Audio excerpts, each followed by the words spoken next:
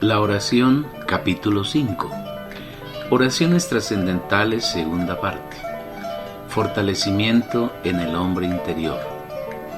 Estamos muy agradecidos con el Señor por su misericordia para con nosotros, al abrirnos su palabra y revelarnos poco a poco algunos de los muchos misterios que hay en su corazón. En los capítulos anteriores de este libro hemos obtenido revelación y visión acerca de la oración, y esperamos y deseamos que el Señor nos siga revelando y nos siga mostrando sus secretos, para que practicándolos podamos tener un vivir que lo agrade, y de esa manera logremos fruto para su satisfacción. Siendo así, Él nos limpiará para que nuestro fruto abunde más y más, y muchos hijos de Dios puedan ver y puedan hacerse uno con el Señor, ser constituidos por Él como las primicias, y así su regreso sea un hecho muy cercano. Estamos considerando en estos capítulos algunas oraciones importantes y trascendentales que el Espíritu ha tenido a bien incluir en la Biblia, las cuales son fuente de elevada revelación y a la vez profunda, para ayudarnos a tener un conocimiento claro de la oración que agrada al Señor y que Él está pronto a oír y a contestar, porque es hecha conforme a su voluntad. En este capítulo nos disponemos a examinar la segunda oración que el Espíritu sopló a través del apóstol Pablo y que encontramos en Efesios capítulo 3, versículos 14 al 21. Por esta causa doblo mis rodillas ante el Padre, de quien toma nombre toda familia en los cielos y en la tierra, para que os dé, conforme a las riquezas de su gloria, el ser fortalecidos con poder en el hombre interior por su Espíritu, para que Cristo haga su hogar en nuestros corazones por medio de la fe, a fin de que, arraigados y cimentados en amor, seamos plenamente capaces de comprender con todos los santos cuál sea la anchura, la longitud, la altura y la profundidad, y de conocer el amor de Cristo que excede a todo conocimiento, para que seáis llenos de ello hasta la medida de toda la plenitud de Dios. Ahora bien, aquel que es poderoso para hacer todas las cosas mucho más abundantemente de lo que pedimos o pensamos, según el poder que actúa en nosotros, a Él sea gloria en la Iglesia y en Cristo Jesús en todas las generaciones, por los siglos de los siglos. Amén. Comenzando el capítulo 3 de Efesios, Pablo muestra que él es un prisionero de Cristo Jesús por causa de los gentiles, y que a él le fue dada la administración de los misterios de Dios a favor de nosotros, especialmente en lo relacionado con el misterio de Cristo, que en el pasado no le había sido revelado a ningún hombre, pero ahora es revelado por medio del Espíritu, misterio que contiene las inescrutables riquezas de Cristo, con el fin de que todos podamos ser dispensados con esos misterios y tengamos claridad en el plan que el Señor, según su sabiduría, ha trazado para el hombre. Cuando llega al versículo 14, Pablo, o mejor el Espíritu, se propone liberar una nueva oración, sobre la que es necesario que tengamos revelación y visión para que alcancemos una vida de oración apropiada conforme al deseo del Señor. En primer lugar, Pablo dice lo siguiente: por esta causa doblo mis rodillas ante el Padre, de quien toma nombre toda familia en los cielos y en la tierra. Versículos 14 y 15. Lo primero que habla es de una causa. Esa causa es la necesidad que tenemos todos los santos de ganar revelación y visión acerca de los misterios de Dios, de las insondables riquezas de Cristo, revelación y visión de la que hemos hablado con alguna profundidad en el capítulo anterior, es decir, el 4 de este libro. Valga la ocasión para insistir que si no hay revelación en nuestro espíritu humano, visión en nuestra alma y un vivir práctico diario de la palabra revelada y visualizada, esta se convierte en una doctrina muerta que no es provechosa, se torna infructuosa y llega a ser letra que mata. Este es uno de los grandes problemas que existen en el cristianismo. Ahora Pablo dice que él dobla sus rodillas ante el Padre, de quien toma nombre toda familia en los cielos y en la tierra. Esta es la actitud más sabia y espiritual frente a la oración: humildad. Cuando nos acercamos al Señor, debemos hacerlo con humildad, sin soberbia ni presunción, porque Dios resiste a los soberbios, pero a los humildes da gracia. Primera de Pedro capítulo 5, versículo 5. Si nos acercamos a Dios con soberbia, encontraremos su rechazo. Pero si nos acercamos a su trono de gracia, vestidos de la humildad que está en Cristo Jesús, inmediatamente encontraremos torrentes de su gracia fluyendo hacia nosotros. Esas son sus bendiciones. Doblar las rodillas no se refiere tanto al aspecto físico de arrodillarse, porque puede ocurrir que las rodillas estén dobladas, pero el corazón lleno de soberbia y altivez. Doblar las rodillas en realidad significa acercarnos al Señor con un corazón contrito y humillado, reconociendo que no tenemos nada que darle, que no podemos exigirle nada, sino agradecerle su misericordia al permitirnos acercarnos a su trono de gracia para ser llenos de sus insondables riquezas. Al corazón contrito y humillado no despreciarás tú, oh Dios. Salmos capítulo 51, versículo 7. Debemos acercarnos al Señor con humildad, sin soberbia, sin pretensión ni presunción y sin altivez, sino reconociendo que Él es santo, humilde, puro y justo, y que nosotros no tenemos nada de lo que Él es, pero que por su misericordia Él nos ha hecho partícipes de todas sus riquezas, y que podemos disfrutarlas cada día y acercarnos con confianza a su trono para obtener todo lo que Él como Padre ha reservado para nosotros, sus hijos. Una vez más, el apóstol hace realidad lo que el Señor Jesús nos enseña en cuanto a quién se debe dirigir la oración: al Padre. Y esa relación que nosotros tenemos con Dios como nuestro Padre tiene un significado amplio, elevado y rico.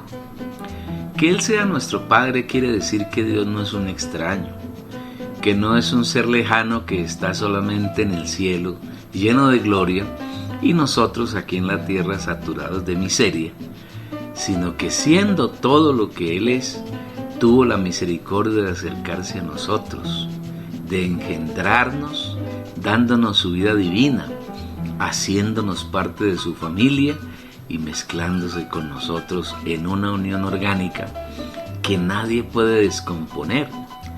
Que Dios sea nuestro Padre implica que estamos sentados con Él en los lugares celestiales, disfrutando de todas sus riquezas, que diariamente podemos disfrutar de su gloria. Ser de la familia de Dios como somos es el privilegio más grande que podemos hallar en el universo.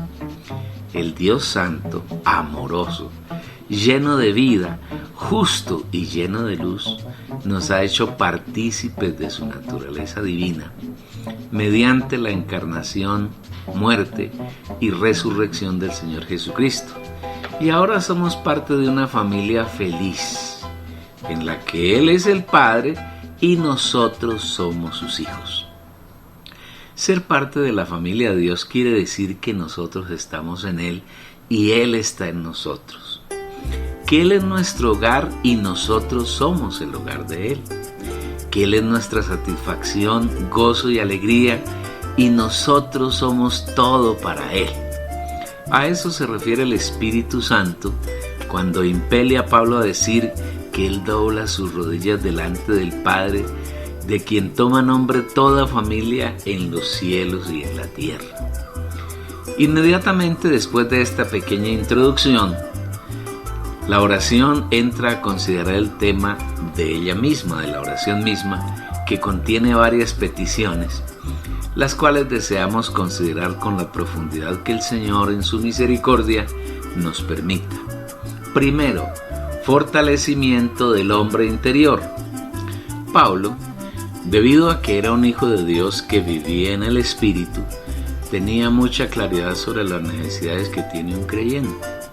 Y la primera que trata en esta, su segunda oración, es la de ser fortalecidos en el hombre interior. Lo primero que debemos de averiguar es quién o qué es el hombre interior. Nosotros sabemos que el hombre tiene tres partes: espíritu y alma y cuerpo. Igualmente tenemos conocimiento de que el cuerpo es la parte física del hombre que le permite tener contacto con las cosas físicas y por medio de los sentidos percibir en el alma todas las sensaciones que el hombre está en capacidad de percibir. El alma tiene que ver con la parte psicológica del hombre y es la persona humana. Los hombres somos almas vivientes. Fue hecho el primer hombre Adán alma viviente. Primera a los Corintios capítulo 15 versículo 45. Podemos afirmar que el alma es la parte más importante del hombre, porque es el centro de sus actividades. En el alma, el hombre toma todas las decisiones de su vida y por ella hay una fuerte lucha entre Dios y Satanás. Cada uno quiere ganarla para sí, porque la carne tiene tendencias contrarias a las del espíritu y el espíritu tendencias contrarias a las de la carne, pues uno y otro se oponen de manera que no hagáis lo que queréis. Gálatas capítulo 5 versículo 17. El espíritu humano, por su lado, es la parte del ser humano más profunda y es el resultado del aliento que Dios sopló en el cuerpo del hombre.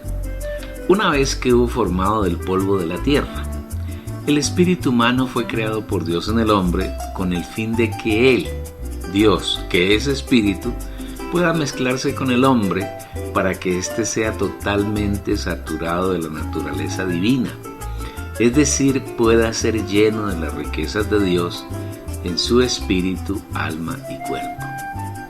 Si observamos detenidamente la palabra, veremos que cuando la Biblia hace referencia al espíritu humano, se refiere a la parte más interior. Por ejemplo, el interlineal griego para Mateo 6:6 se traduce literalmente así: mas tú cuando ores, entra en tu aposento más interior de ti. Esto nos lleva a inferir que cuando Pablo ora al Padre, pidiendo que nos conceda ser fortalecidos con poder en el hombre interior por su espíritu, está rogando al Padre para que supla la necesidad que tenemos de ser fortalecidos en nuestro espíritu humano. De otro lado, debemos considerar cada una de las palabras que hay en la primera frase de esa oración.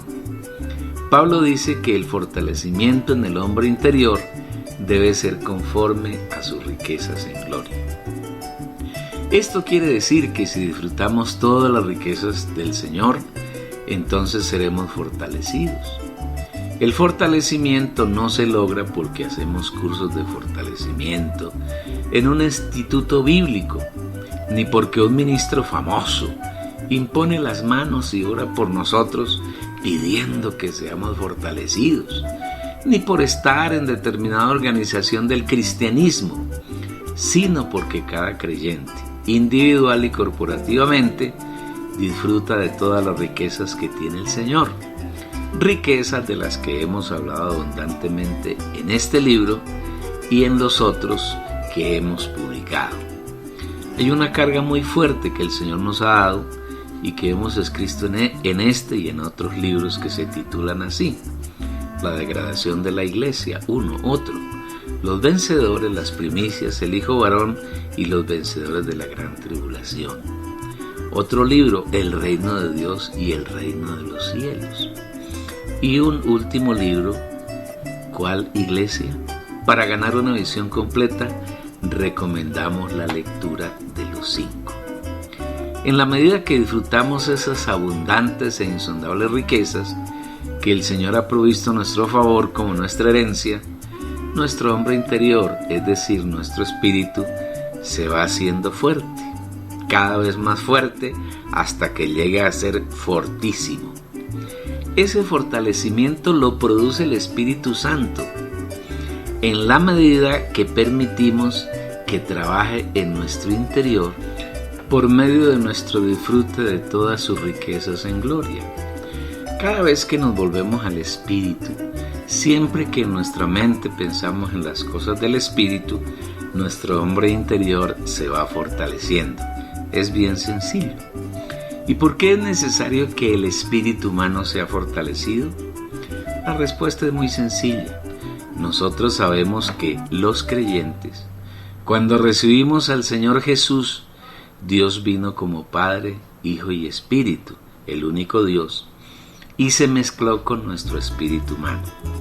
De esa manera fuimos regenerados, nacimos de nuevo, es decir, Dios como vida vino a morar en nuestro espíritu. Sabemos igualmente que nuestra alma es un alma caída porque se mezcló con Satanás desde el huerto de Edén.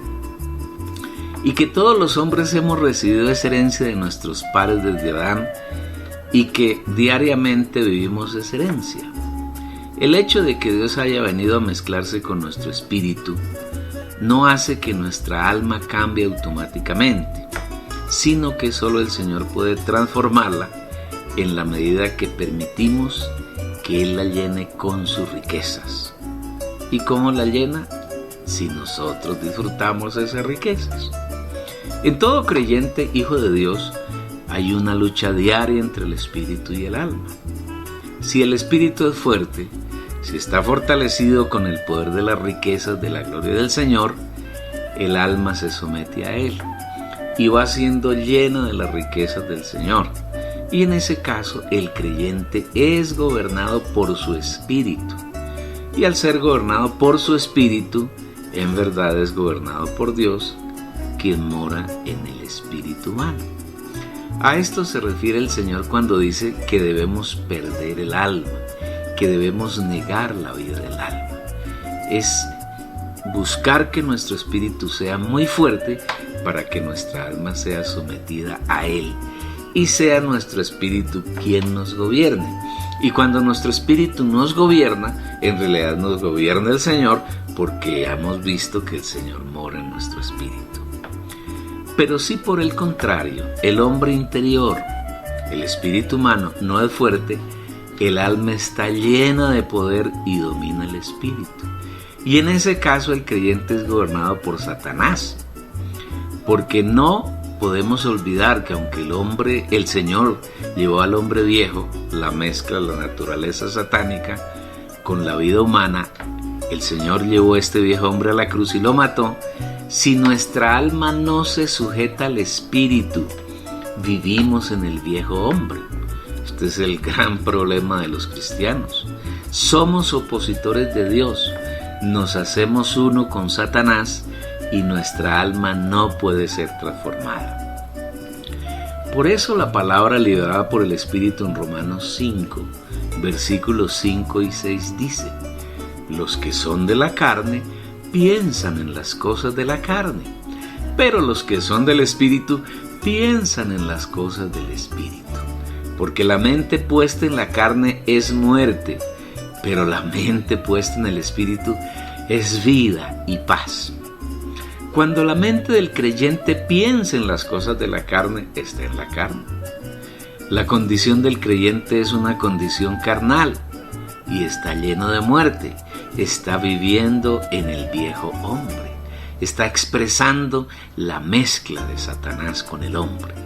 Pero si por el contrario el creyente piensa en las cosas del Espíritu, su ser es espiritual y él está lleno de vida, de gozo, de paz, de alegría y de todas esas cosas deliciosas que son las riquezas de nuestro amado Señor. Cabe recordar aquí que la carne no hace referencia solo a las cosas malas y pecaminosas, sino que ella incluye todo lo que es bueno, pero que no se origina en el Señor. Este es el árbol de la ciencia del bien y del mal. En palabras sencillas, el creyente tiene una lucha diaria continuamente entre ser gobernado por su alma en ese caso por el hombre viejo, que es Satanás amancebado con el hombre, o ser gobernado por su espíritu humano regenerado, que en este caso es el nuevo hombre, el cual es Cristo resucitado y mezclado con la naturaleza humana de cada creyente. Es por eso que Efesios 4, 22 al 24 nos dice lo siguiente: que os desnudéis tocante a vuestra pasada manera de vivir, del hombre viejo que es corrupto, conforme a las concupiscencias engañosas, y que seáis renovados en el espíritu de vuestra mente, y que os revistáis del hombre nuevo, el cual, según la imagen de Dios, es creado en justicia, santidad, procedentes de la verdad o realidad. Repito la cita, Efesios capítulo 4, versículos 22 al 24. El Señor desea gobernarnos desde nuestro espíritu, sometiendo a Él nuestra alma, nuestro corazón. Nuestra alma está compuesta de mente, voluntad y emoción. Nuestro corazón está compuesto de las partes del espíritu, que son conciencia, intuición y comunión, más las tres partes del alma que ya hemos citado. Esto es posible solamente si nuestro espíritu es fuerte, si ha sido fortalecido por las riquezas de gloria del espíritu. Por otro lado, Satanás anhela tenernos bajo su control y dominio, y esto es posible cuando nuestro espíritu es débil y no tiene la potencia para gobernar nuestro ser. Esta es la lucha permanente que hay en todo creyente. El deseo de Dios contra el de Satanás. Y quien decide por quién ha de ser gobernado es el creyente, es usted, amable lector oyente. Si como hijos de Dios pensamos en las cosas del Espíritu, si abrimos nuestro ser al Señor y disfrutamos sin cesar sus riquezas, el espíritu humano será muy fuerte y poderoso. El alma se someterá a Él y la victoria será contundente para el Señor y para nosotros. Pero si por el contrario somos personas que mantenemos la mente puesta en la carne, en nuestras cosas, en las cosas del mundo, en nuestras preocupaciones, afanes y angustias, el espíritu humano será subyugado por el alma. El Señor no tendrá ninguna oportunidad y estaremos bajo el gobierno y el dominio de Satanás. Establecer una línea divisoria entre estas dos situaciones es bastante difícil, y solamente el creyente sabe por revelación del Espíritu Santo cuándo su mente está en la carne y cuándo está en el Espíritu. Cada momento de nuestra vida debemos probarnos delante del Señor y conocer de Él si nuestros pensamientos, palabras y hechos son realizados conforme a Él, o si por el contrario estamos siendo uno con el enemigo y en consecuencia oponiéndonos a Dios. Una ilustración bien clara la encontramos en Génesis 3, cuando Satanás se presentó ante Eva en forma de serpiente para inducirla a comer del árbol de la ciencia del bien y del mal. Veamos el diálogo sostenido por los dos y las consecuencias de vivir en el alma, en la mente, sin ponerla en el espíritu como le ocurrió a Eva. Pero la serpiente era más astuta que cualquiera de los animales del campo que Jehová Dios había hecho, y dijo a la mujer: ¿con qué ha dicho Dios, no comeréis de ningún árbol del jardín? Génesis capítulo 3 versículo 1. Obsérvese la malicia del diablo al formularle la pregunta a Eva. Él pregunta tendenciosamente si Dios les había prohibido comer de todos los árboles del huerto. Para entenderlo, leamos Génesis 2, versículos 8 y 9. Y Jehová Dios había plantado un jardín en Edén, a la parte del oriente, y puso allí al hombre que formó.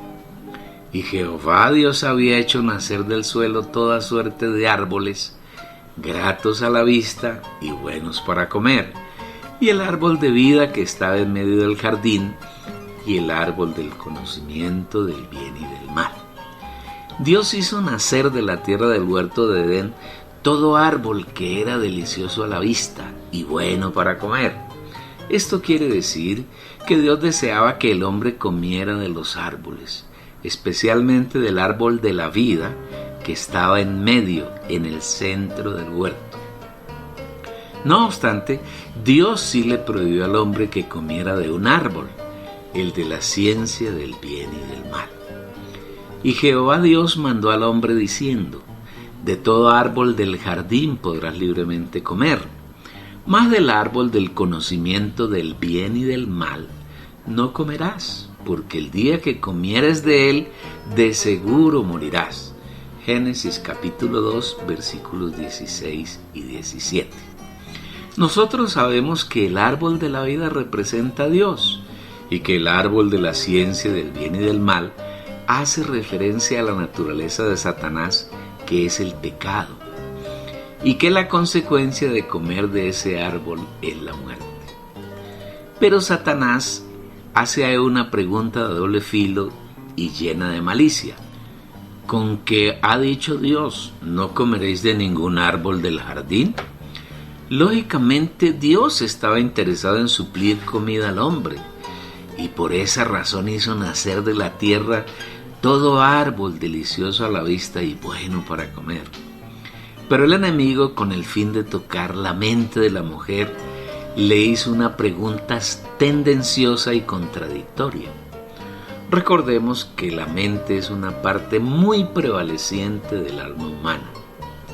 Eva se equivocó abriendo su mente a Satanás, en lugar de ponerla en el espíritu, y permitiendo que él entrara en ella sin ninguna restricción. Eso lo demuestra en su respuesta: del fruto de los árboles del jardín bien podemos comer, mas del fruto del árbol que esté en medio del jardín, ha dicho Dios, no comeréis de él, ni lo tocaréis, no sea que muráis. Génesis capítulo 3, versículos 2 y 3. El primer cometido que logró Satanás en la mente de Eva fue el de confundirla. ¿Por qué? Observe cuidadosamente la respuesta de Eva. Mas del fruto del árbol que esté en medio del jardín, ha dicho Dios, no comeréis de él ni lo tocaréis, no sea que muráis. Eva no tenía claridad en cuanto al árbol de la vida y el árbol de la ciencia del bien y del mal. En Génesis 2:9, el Señor habló del árbol de vida como el que está en medio del huerto de Edén, del cual deseaba que el hombre comiera, y no habló del árbol de la ciencia del bien y del mal como el árbol central del huerto y del que expresamente le prohibió comer. Eva no había visto que el árbol que Dios puso como centro del huerto de Edén es el árbol de la vida. Y de ese árbol Dios deseaba que ella y su marido comieran. La respuesta de Eva al estar confundida es que Dios les había prohibido comer del árbol de la vida. Imaginemos eso.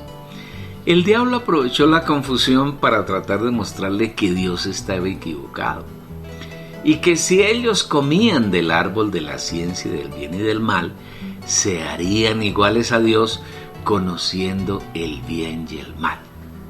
Entonces la serpiente dijo a la mujer: no moriréis, sino que sabe Dios que el día que comáis de él serán abiertos vuestros ojos, y seréis como Dios, sabiendo el bien y el mal.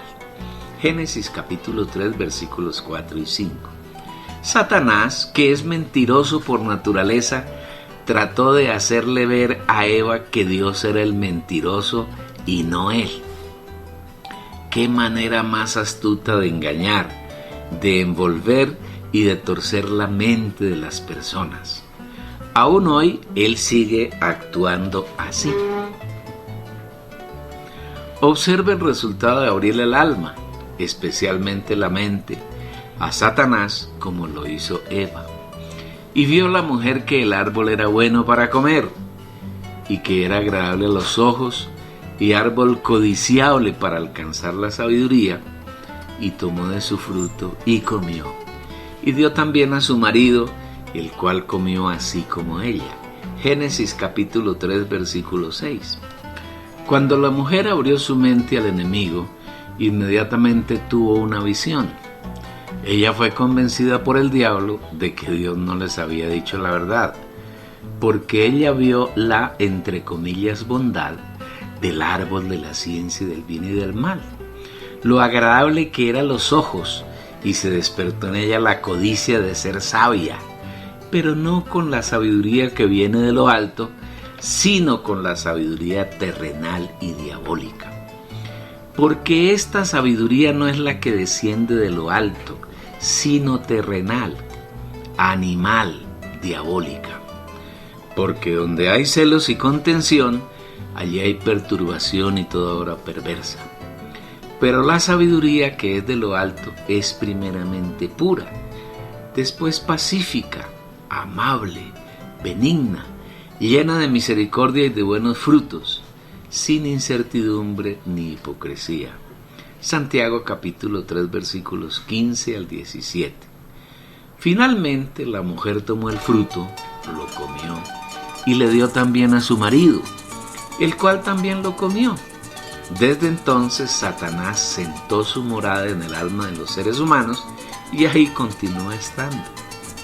No obstante, nosotros los santos, los hijos de Dios, quienes hemos creído en el Señor y lo hemos recibido, tomamos la obra del Señor en la cruz, mediante la cual mató al viejo hombre, que es la mezcla de Satanás con la naturaleza humana, y al resucitar se mezcló con nosotros en nuestro espíritu, y ahora no vivimos en el viejo hombre, sino en el nuevo hombre, que es Cristo resucitado, ascendido, entronizado y glorificado, mezclado con nuestro espíritu humano y llenando desde allí nuestra alma y nuestro corazón con toda su obra. Sin embargo, la mayor parte de los cristianos contemporáneos no conocen esa obra del Señor y no la hacen realidad en su vida, sino que viven en el viejo hombre, contristando al espíritu y agradando a Satanás. Aquí es donde toma razón de ser la oración liberada por Pablo, estando en el espíritu, para que os dé, conforme a las riquezas de su gloria, el ser fortalecidos con poder en el hombre interior por su espíritu. Efesios 3, versículo 16. Cada día necesitamos que el Señor nos conceda fortaleza en nuestro hombre interior, el espíritu humano y nuestra alma sujeta al espíritu, conforme a sus riquezas de gloria, para que nuestro espíritu sea muy fuerte y pueda someter al alma. Siendo así, Satanás no tendrá ninguna oportunidad en nosotros y seremos totalmente gobernados por el Señor. De esa manera, viviremos la realidad del reino de los cielos y el Señor se agradará en nuestro vivir. Segundo, que Cristo haga su morada en nuestros corazones. Una vez nuestro hombre interior, el espíritu humano, ha sido fortalecido y está en capacidad de cumplir la función para la cual Dios lo creó, hay una serie de hechos que deben darse en nuestra vida, y el primero de ellos es que Cristo, mediante la fe, haga su morada en nuestros corazones. Como sabemos, Cristo, que es Dios Padre, Hijo y Espíritu, una vez que lo hemos recibido, ha venido a morar en nuestro espíritu humano, y ahí vivirá por la eternidad, como el espíritu de realidad. Pero Dios no está completamente satisfecho con vivir en nuestro espíritu, sino que anhela abarcar el resto de nuestro ser, y especialmente anhela hacer su morada, su hogar en nuestro corazón. Veamos entonces qué es nuestro corazón. La mayoría de las personas piensan que el corazón es esa bomba muscular que hace que la sangre recorra todo nuestro organismo y alimente cada órgano y la totalidad de las células de nuestro cuerpo.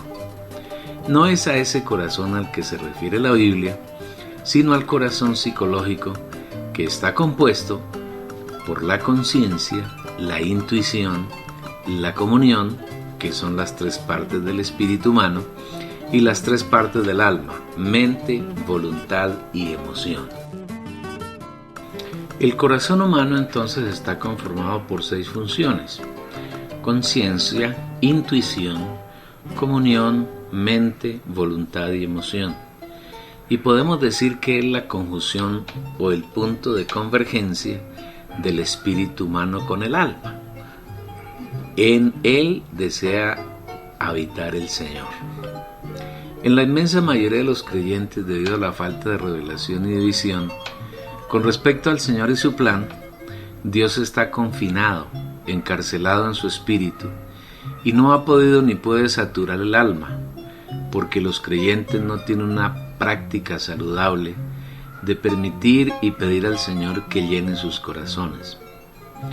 No debemos olvidar que la parte más notoria, más importante y más dominante del ser humano es el alma. Fuimos creados como almas vivientes y somos almas vivientes.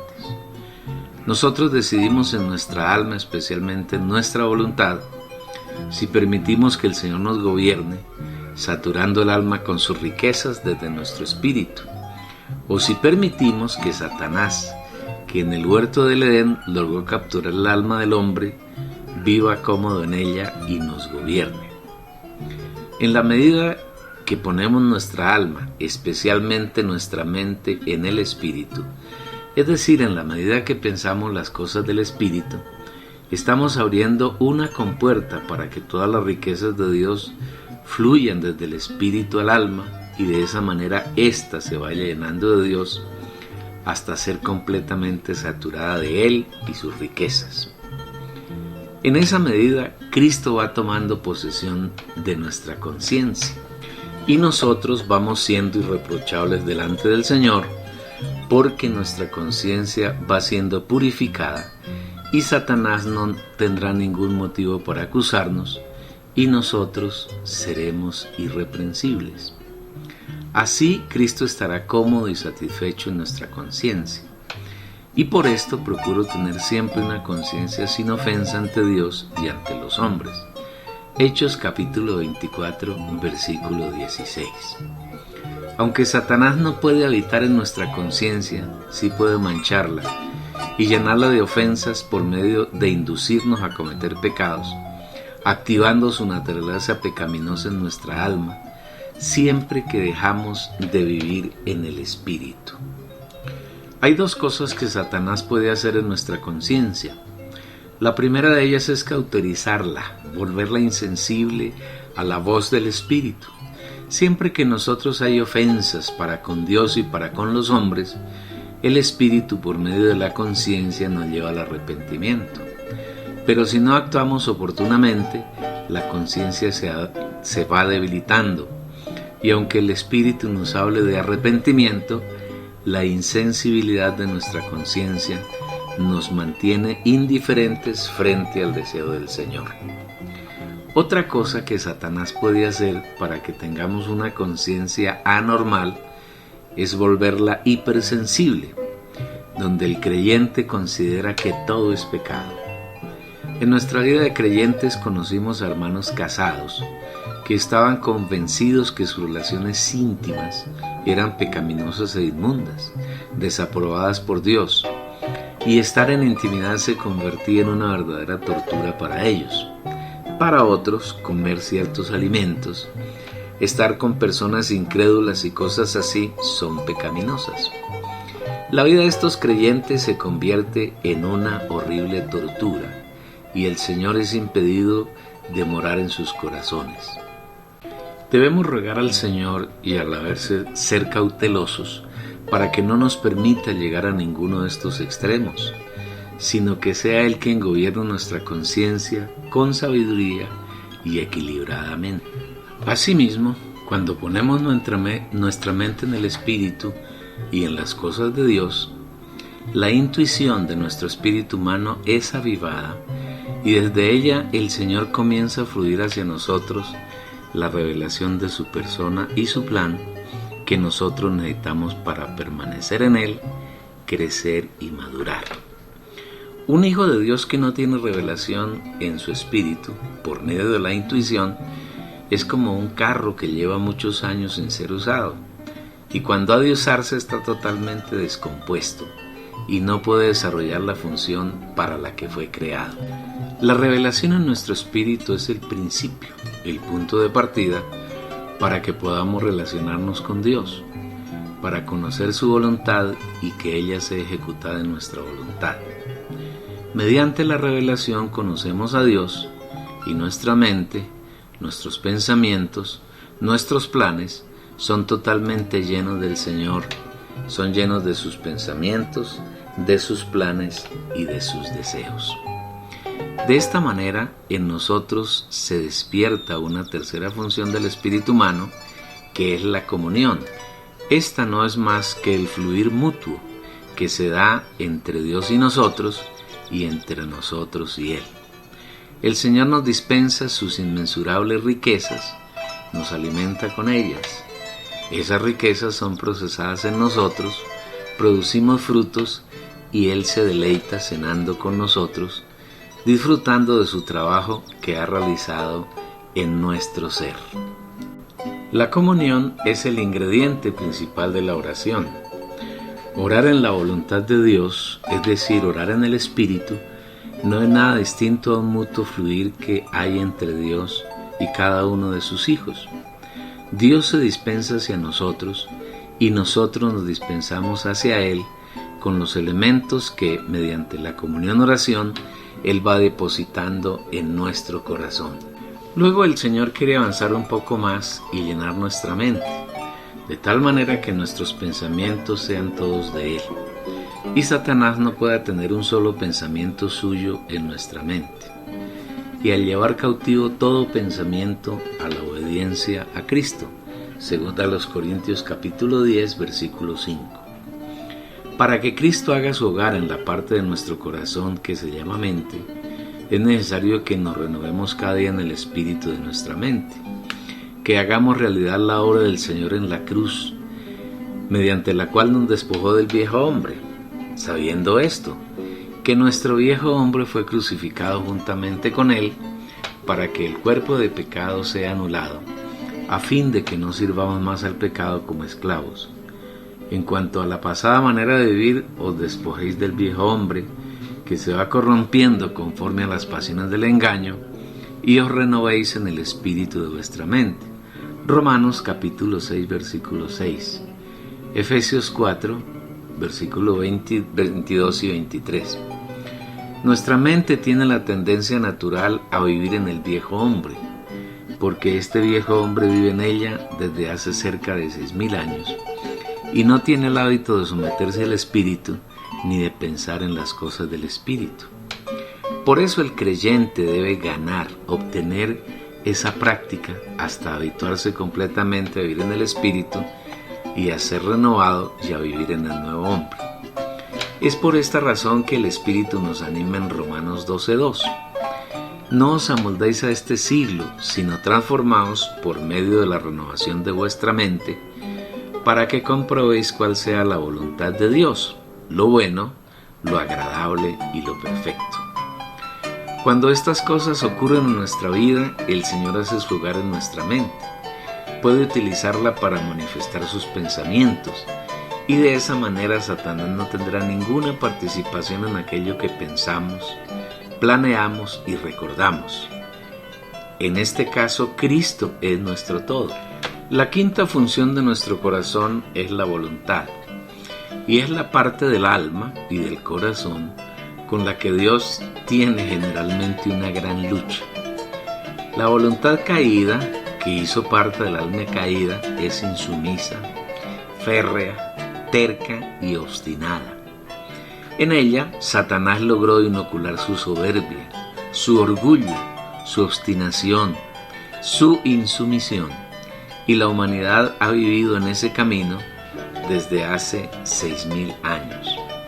No se crea que por el hecho de que el Señor nos regeneró, viniendo a morar en nuestro espíritu, que por ese solo hecho nuestra alma ha sido transformada y nuestra voluntad automáticamente se vuelve sumisa a la voluntad de Dios. Los cristianos contemporáneos piensan que los rebeldes son solamente los israelitas del Antiguo Testamento, que se caracterizaron por ser duros de servir frente al Señor y a todo el cuidado que Él tenía con ellos. pero no, ellos no son los únicos duros de servicio. Cuando el Señor Jesús vivió en esta tierra como hombre, la mayor oposición la encontró entre los de su pueblo. Ellos no quisieron reconocerlo como Dios, no quisieron entender que Él era Emmanuel, Dios con nosotros, sino que lo rechazaron, lo persiguieron, lo difamaron, lo calumniaron y hasta consiguieron que el gobernador romano lo condenara a muerte. Una vez que el Señor ascendió a la diestra de la majestad en los lugares celestiales, la situación hacia el Señor no observó un cambio significativo y vemos a las sectas del judaísmo, a los sacerdotes y a los gobernantes judíos oponiéndose tenazmente al Señor, quien era expresado por medio de los discípulos. Por ejemplo, en Hechos 7, cuando Esteban les habló a los gobernantes de toda la trayectoria de Jesús como Dios y como hombre, tuvieron una actitud de desprecio con quien les hablaba. Pero ellos, dando grandes voces, taparon los oídos y arremetieron a una contra él. Versículo 57. En el mismo pasaje, Esteban les advierte acerca de la condición de muerte en que se encontraban. Duros de cerviz e incircuncisos de corazón y de oídos. Vosotros os oponéis siempre al Espíritu Santo, como vuestros padres, así también vosotros. ¿A cuál de los profetas no persiguieron vuestros padres? Mataron a los que anunciaron de antemano la venida del justo, de quien vosotros ahora habéis sido traidores y matadores. Hechos capítulo 7, versículos 51 y 52. Pero esta actitud no tiene que ver solamente con épocas pasadas, sino que el cristianismo contemporáneo es igualmente opositor al deseo y a la voluntad del Señor.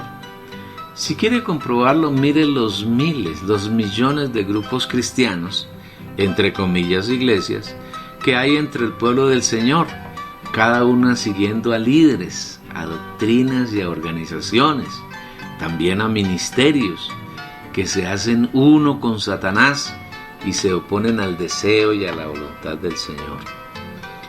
Qué difícil es encontrar hoy en la tierra hijos de Dios que sigan al Señor, que se dejen guiar por la unción, que sea el Señor mismo morando en ellos y que quieran hacer la voluntad. Casi no se encuentra un cristiano que busque la voluntad de Dios, que la conozca y la realice. Todos están haciendo sus propias obras, pero no buscan que sea el Señor quien los guíe. Su voluntad es férrea, insumisa, tenaz e insubordinada.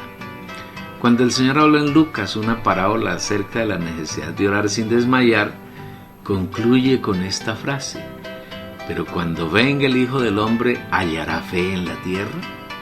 Lucas capítulo 18, versículos 1 al 9.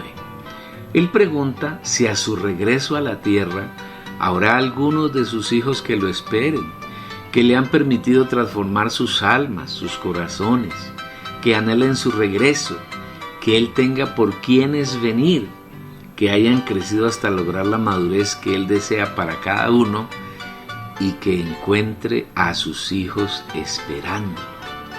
Nadie conoce mejor nuestras almas y nuestros corazones que el Señor, y sabe lo complicado que es transformarlas, especialmente nuestra voluntad, que es la parte del alma que nos lleva a decidir entre diferentes alternativas, que acepta o rechaza personas o cosas.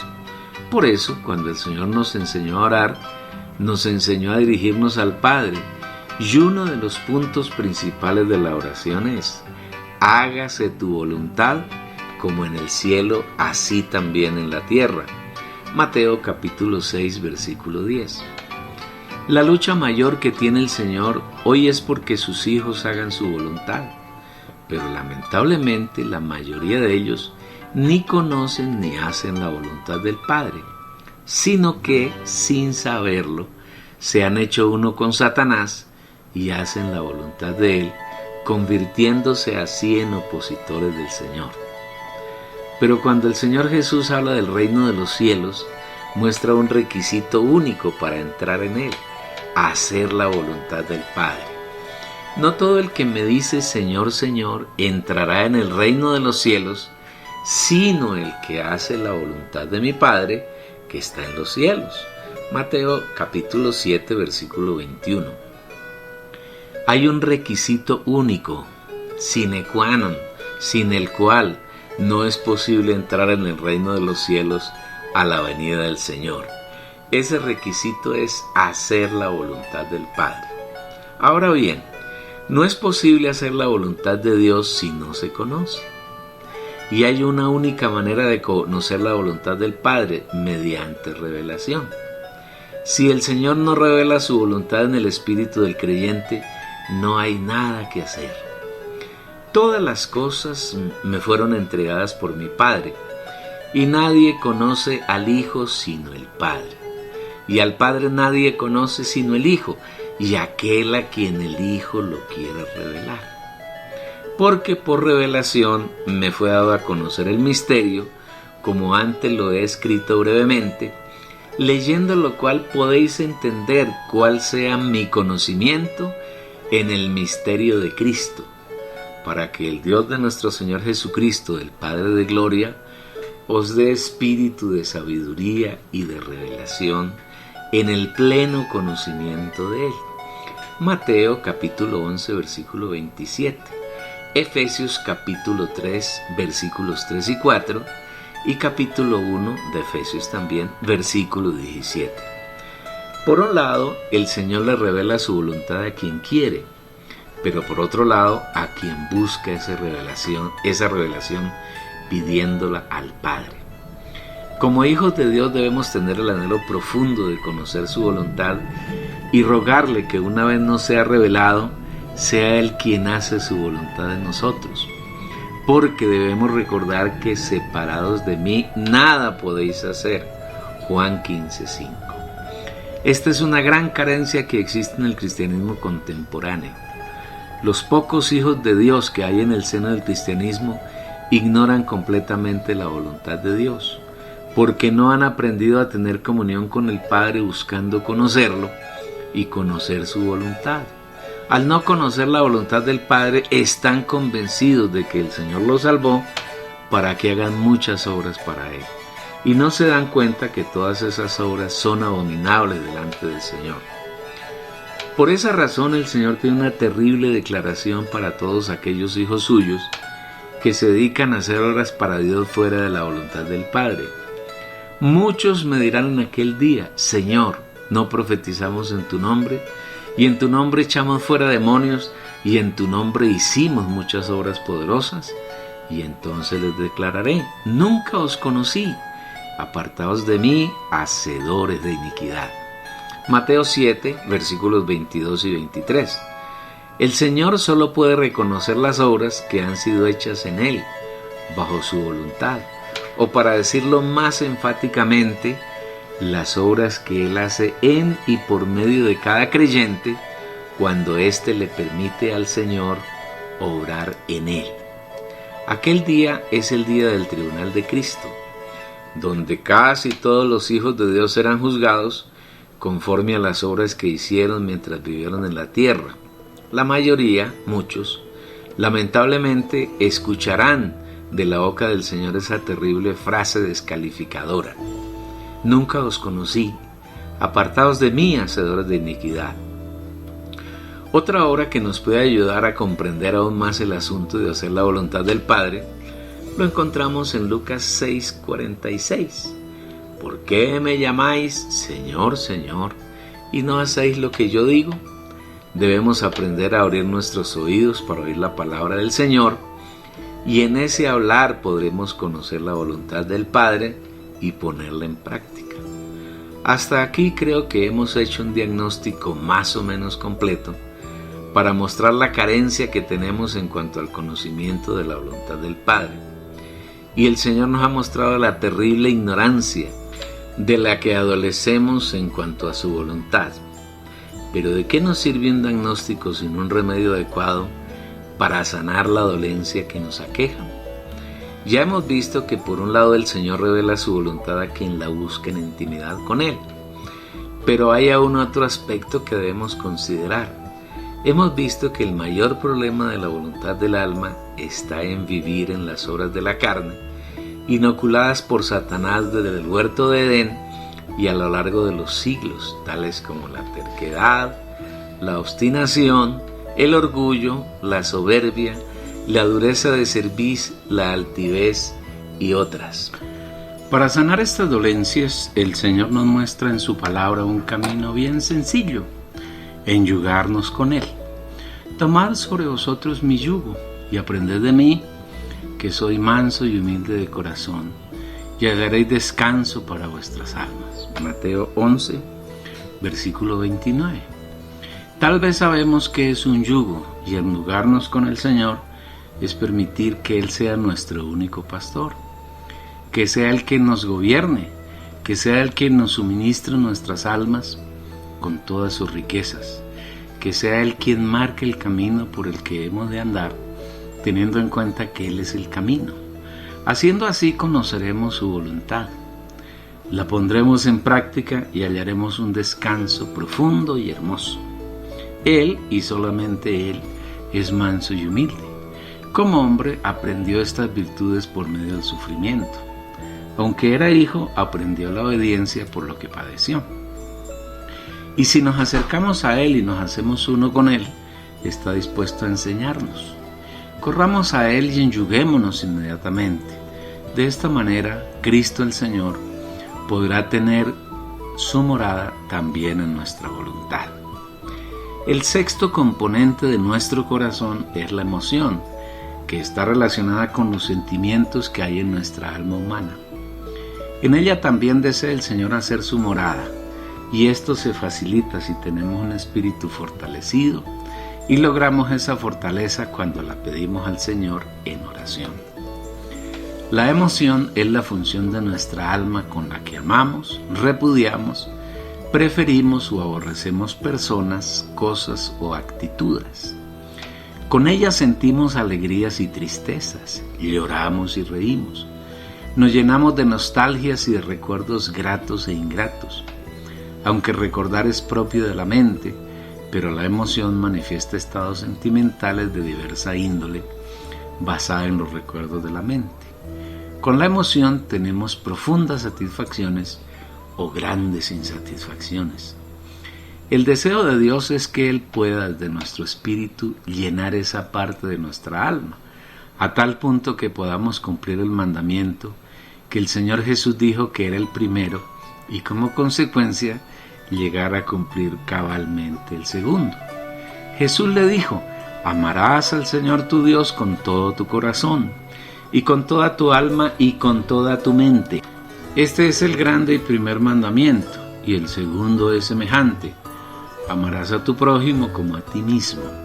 Mateo 22, 37 al 39. La Biblia nos dice que cuando Dios trazó un plan y ejerció su voluntad para desarrollarlo, dándonoslo a conocer, produjo en él un buen placer, una satisfacción inmensa, dándonos a conocer el misterio de su voluntad según su beneplácito es buen placer, el cual se había propuesto en sí mismo. Efesios capítulo 1, versículo 19. A Dios le satisfizo inmensamente trazar un plan, incluir en él al hombre y revelárnoslo. Igualmente dice la Biblia que a Dios le produjo un inmenso placer el hecho de haber decidido predestinarnos para que lleguemos a ser sus hijos, que es la filiación, predestinándonos para filiación por medio de Jesucristo para sí mismo, según el buen placer de su voluntad. Efesios capítulo 1, versículo 5. Así como Dios siente inmenso placer por las obras que planea y ejecuta, también desea que nosotros igualmente nos satisfagamos con sus deseos, sus planes y sus ejecutorias. Una de las causas de la degradación de la Iglesia consiste en que los hijos de Dios lo rechazaron a Él como el primer amor, como el centro de su vivir, como el primero en todo, y comenzó a ocurrir en la expresión de Éfeso al comienzo de la Iglesia. Pero tengo contra ti que has dejado tu primer amor. Apocalipsis capítulo 2, versículo 4. Dejar el primer amor es una de las características más notables de la iglesia contemporánea, donde el Señor no ocupa el primer lugar, sino que ese lugar de privilegio está ocupado en casi todos los hijos de Dios, o por un líder llamado pastor, apóstol, reverendo, papa, obispo, hermano responsable, anciano, profeta, cura, sacerdote, obrero y muchos otros títulos, o está ocupado por una organización, por unas doctrinas y por diversos nombres que les dan a las llamadas iglesias, pero el Señor ha sido relegado a un segundo o tercer plano. Si deseamos ser vencedores de la última manifestación de la iglesia en este tiempo que antecede a la venida del Señor, necesitamos darnos cuenta de lo serio que ha sido dejar al Señor como el primero y ocuparnos de tantas cosas distintas a Él, de hacer tantos planes y obras que el Señor no ha iniciado y que no son hechas conforme a su voluntad.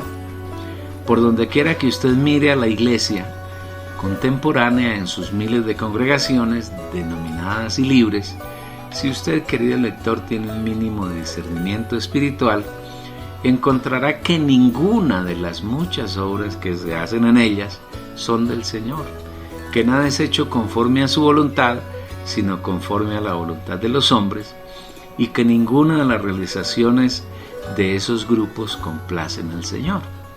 Si usted, insistimos, tiene alguna revelación espiritual, entenderá que el Señor no está en ninguno de esos grupos, que Él, como anuncia en Filadelfia, en la Odisea, está fuera.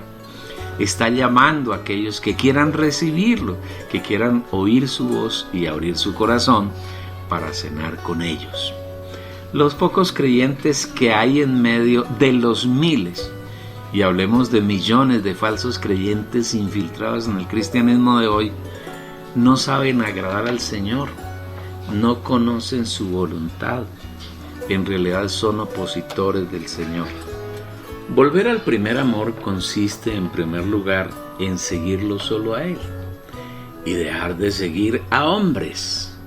Las ovejas oyen su voz y a sus ovejas llama por nombre y las conduce fuera. Y cuando ha sacado fuera todas las suyas, va delante de ellas y las ovejas le siguen porque conocen su voz. Juan capítulo 10 versículos 3 al 4. Si usted aspira a ser parte de las primicias o del hijo varón, debe ser uno que sigue al Cordero por donde quiera que va. Y estos son los que siguen al Cordero por donde quiera que va. Apocalipsis 14 versículo 4. No debe seguir a hombres ni a organizaciones.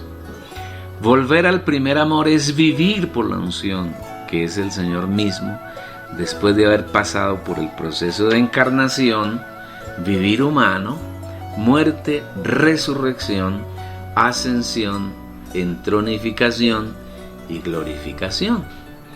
Después de pasar por todo ese proceso, Él ha venido como el Espíritu a morar en nuestro espíritu humano, para desde allí llenar nuestra alma hasta saturarla con todas sus riquezas y guiarnos y enseñarnos todas las cosas que necesitamos para crecer en Él hasta llegar a la madurez. Y en cuanto a vosotros, la unción que vosotros recibisteis de Él permanece en vosotros, y no tenéis necesidad de que nadie os enseñe. Pero como su unción os enseña todas las cosas, y es verdadera y no es mentira, así como ella os ha enseñado, permaneced en Él. Primera de Juan capítulo 2 versículo 27. Es tiempo, amados hermanos, de volvernos al Señor. Es tiempo de no seguir más a hombres, por espirituales y sabios que aparenten ser. Es tiempo de no dejarnos engañar por doctrinas muertas y enseñanzas humanas. Y es tiempo de seguir al Señor y permitirle que Él, como la unción, nos guíe en nuestro diario caminar y nos enseñe todas las cosas. Vea bien que es la Biblia quien lo dice. Al escribir estos renglones no estamos inventando nada. Simplemente estamos mostrando a los lectores oyentes la revelación y la visión que el Señor en su misericordia nos ha mostrado y quiere mostrarle a usted. No desprecie al Señor. Todo esto tiene que ver con la necesidad que tiene el Señor de que Cristo haga su morada, su hogar en nuestros corazones, y por ello debemos acercarnos al trono de la gracia del Padre a pedirle que, conforme a sus riquezas de gloria, nos conceda fortaleza en nuestro hombre interior, es decir, en nuestro espíritu, para que Cristo pueda vivir satisfecho en las 6 partes de nuestro corazón: conciencia, intuición, comunión, mente, voluntad y emoción. Que este sea nuestro clamor permanente. Tercero, arraigados y cimentados en amor. Un creyente genuino debe tener raíces profundas en el Señor y estar firme en Él, para que las pruebas y las dificultades por las que tiene que pasar no alteren en lo más mínimo su amor y su fidelidad al Señor. Ser arraigados consiste en profundizarse en la intimidad con el Señor, lo cual se logra mediante una continua comunión con Él. Un creyente que piensa cada vez más tiempo en las cosas del Espíritu, poco a poco sus raíces van ganando más profundidad en el Señor. Y así como una planta que tiene raíces profundas en la tierra, absorbe sin impedimento las riquezas que ella le suministra para su nutrición apropiada y para dar fruto. Asimismo, el creyente que se enraiza en el Señor constantemente está absorbiendo sus insondables riquezas, y la producción de fruto para deleite del Señor es continua e ininterrumpida. A esto se refiere el Señor cuando afirma en Juan 15:2: todo pámpano que en mí no lleva fruto lo quita, y todo aquel que lleva fruto lo poda para que lleve más fruto. Juan 15, versículo 2. ¿Cuál es la razón para que un pámpano no produzca fruto? Solamente hay una razón, y consiste en que ese pámpano no se ha mezclado suficientemente con la vid verdadera. No tiene la capacidad de absorber todas las riquezas que hay en él, y como consecuencia su nutrición es deficiente. No tiene la posibilidad de absorber, disfrutar y alimentarse con las riquezas que el Señor ha puesto a su disposición. En otras palabras, un creyente que no aprende a ejercitar su espíritu humano, sino que vive por lo que piensa en su mente, separada del espíritu, un creyente que no se acerca con confianza al trono de la gracia para obtener la gracia y la misericordia del Señor. Un creyente que no logra el hábito de estar en comunión con el Señor en todos los actos, pensamientos y palabras de su vida, es un creyente que, a pesar de tener a Dios morando en su espíritu, su alma, que es su persona, no se alimenta de las riquezas del Señor y se vuelve estéril. En su vivir no hay fruto, su vida no tiene sentido y se conforma con oír un mensaje los domingos y trata de hacer lo que el pastor o el líder le dice, pero no sabe oír la voz del Señor y mucho menos obedecerla. A esta clase de creyentes se refiere el Señor cuando afirma: el que en mí no permanece es echado fuera como pámpano y se seca, y los recogen y los echan en el fuego y arden. Juan capítulo 15 versículo 6. Debemos echar raíces profundas en el Señor, teniendo permanentemente comunión con Él, y esto no es difícil.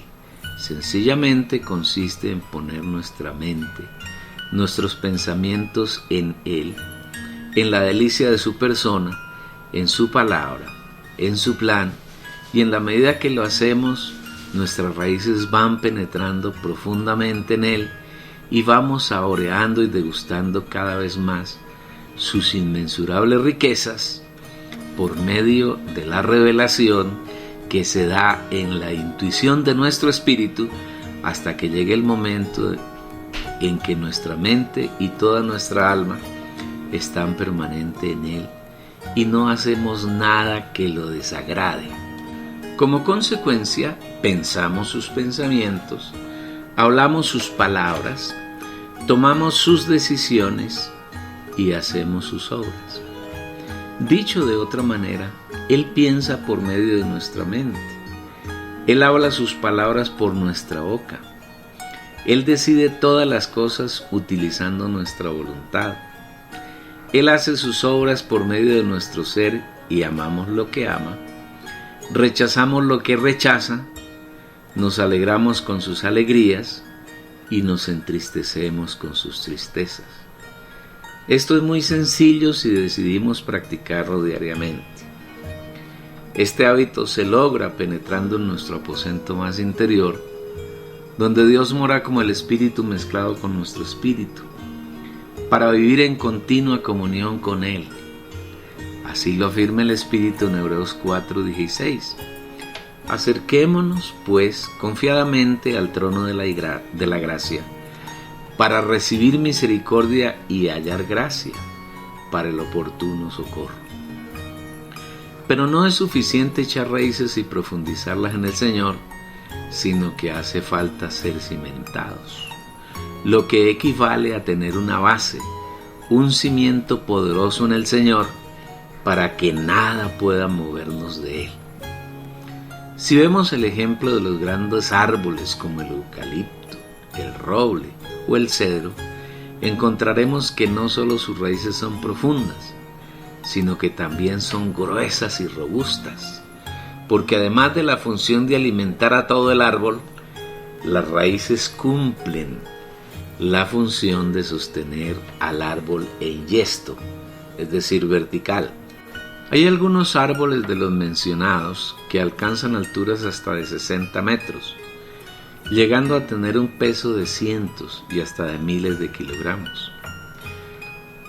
Para sostenerse en posición vertical, un árbol de esas características necesita unas raíces muy vigorosas, de tal manera que cuando hay vientos fuertes y grandes tempestades, por más que se bambolean, no caen, porque las raíces son suficientemente poderosas para sustentarlo y no dejarlo caer por tierra. Espiritualmente ocurre lo mismo con el creyente, con el Hijo de Dios. Si éste no tiene raíces suficientemente fuertes en el Señor, cualesquiera vientos, lluvias o ríos lo derriban y se arruina.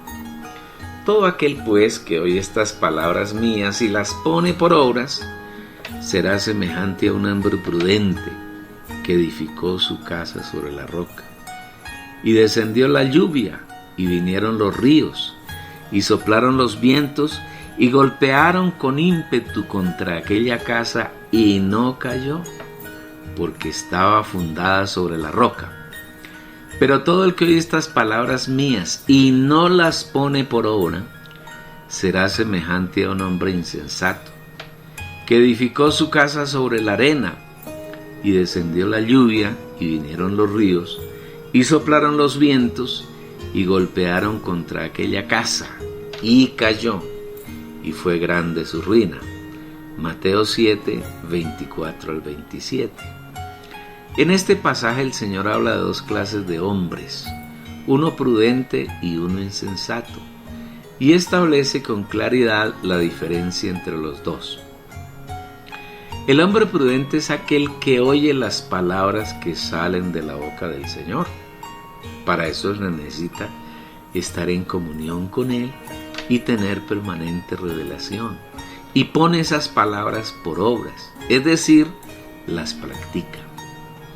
Aunque en este y otros libros que componen estas revelaciones hemos hablado abundantemente del tema, consideramos prudente enfatizarlo nuevamente.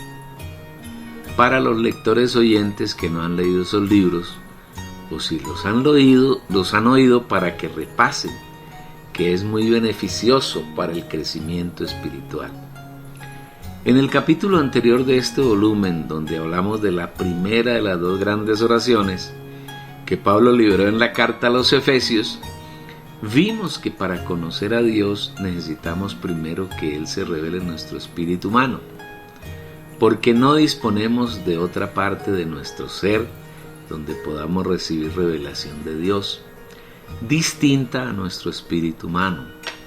Solamente en nuestro espíritu podemos tener conocimiento de Dios.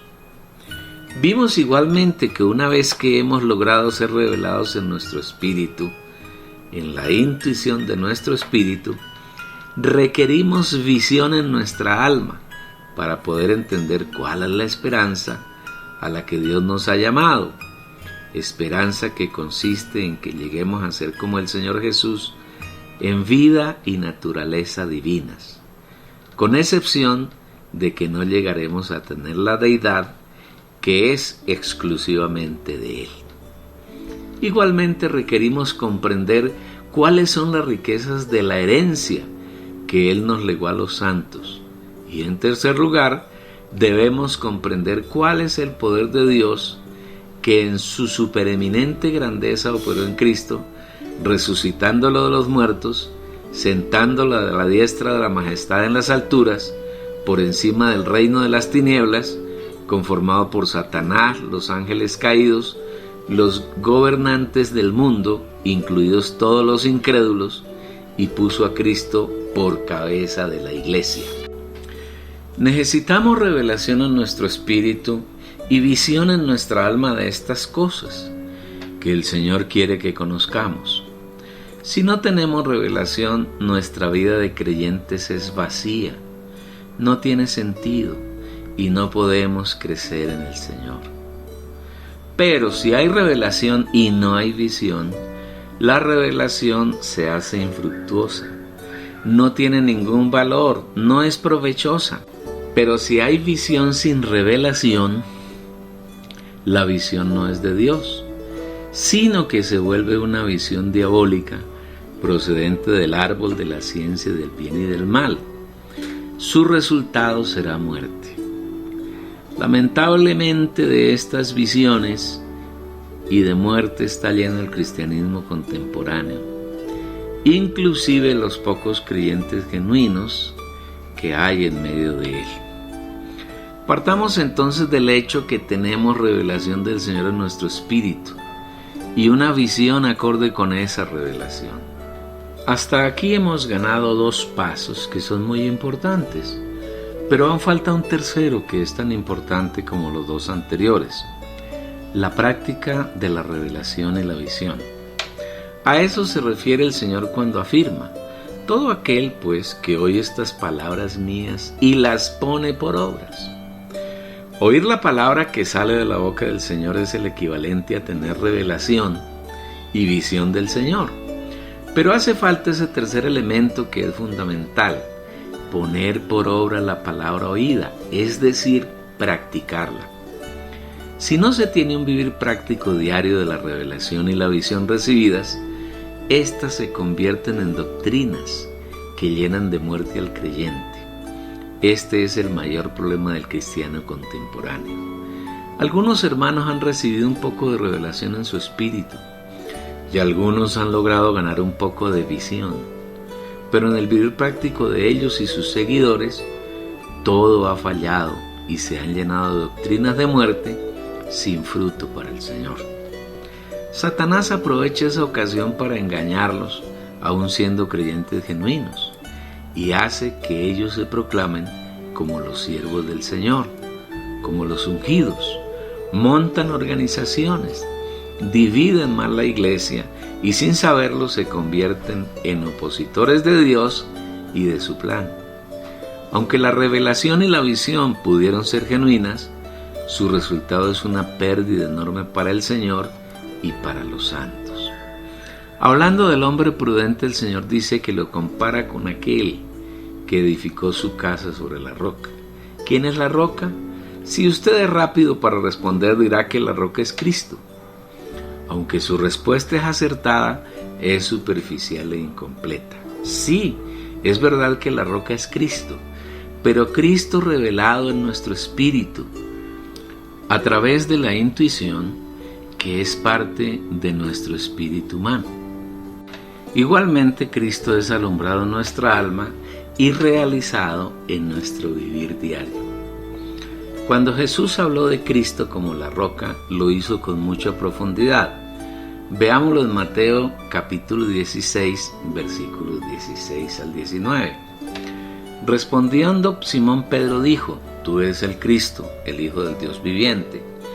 Entonces le respondió Jesús y dijo: Bienaventurado es Simón Barjona, porque no te lo reveló carne ni sangre, sino mi Padre que está en los cielos.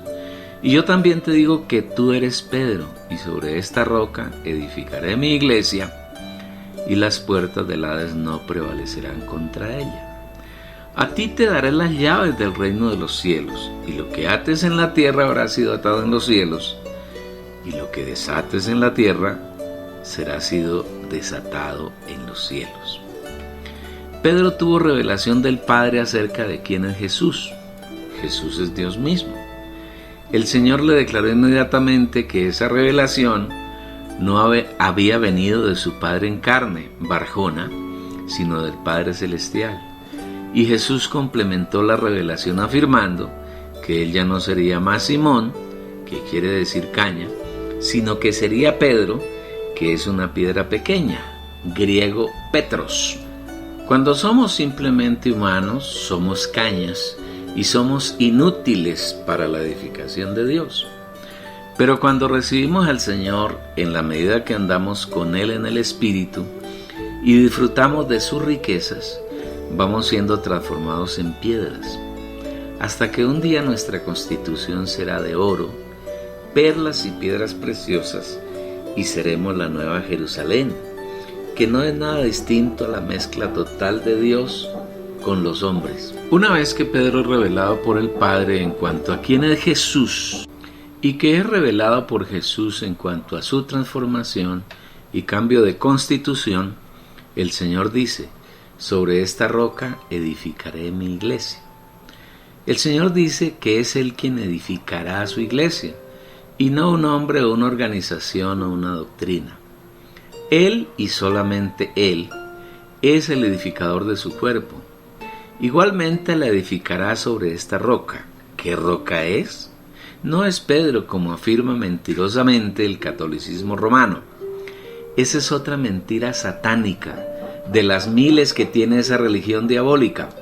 La palabra griega usada para roca en esta parte del versículo es Petra, distinta de Petros, usada por el Señor cuando se refirió a Pedro, y el mismo apóstol lo confirma en su primera carta: acercándoos a él, piedra viva, desechada por los hombres, mas para Dios escogida y preciosa.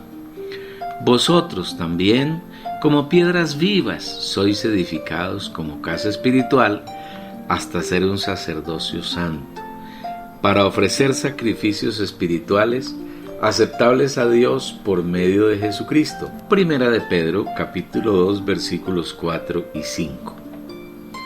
La piedra viva es el Señor Jesús, a quien debemos acercarnos, y nosotros somos piedras vivas con las que el Señor hace su edificación. Por eso Pedro no pide que nos acerquemos a Él, sino al Señor, que es la roca, la piedra viva. Esto nos demuestra que la roca a la que se refirió el Señor, con la cual edificaría su iglesia, de ninguna manera es Pedro, sino el Señor mismo. Luego es una patraña mentirosa que Satanás inventó y propaló por medio del catolicismo romano al afirmar que Pedro fue el primer papa y que este es el vicario de Cristo, es decir, su representante en la tierra. Con esa inmensa mentira, tan grande como de aquí al cielo, casi toda la humanidad ha sido vilmente engañada durante miles de años. El vicario de Cristo en la tierra hoy es Cristo mismo, con el Padre y por el Espíritu, viviendo en cada uno de sus hijos. El que me ama, mi palabra guardará, y mi Padre le amará, y vendremos a él, y haremos morada con él. Juan 14, versículo 23. La roca sobre la cual se edifica la iglesia es Cristo mismo, pero no Cristo a secas, sino la revelación que tenemos de su persona y de su obra. En otras palabras, en la medida que tenemos revelación del Señor y que vivimos esa revelación, vamos siendo edificados como piedras vivas. Y a eso se refiere el Señor cuando afirma en Mateo que el hombre prudente es aquel que edifica su casa sobre la roca. Y esta es la vida eterna, que te conozcan a ti, el único Dios verdadero, y a quien has enviado, Jesucristo. Juan capítulo 17, versículo 3. Antes de seguir adelante, es bueno ver un detalle cuando el Señor le dice a Pedro que a él le dará las llaves del reino de los cielos, y a ti te daré las llaves del reino de los cielos.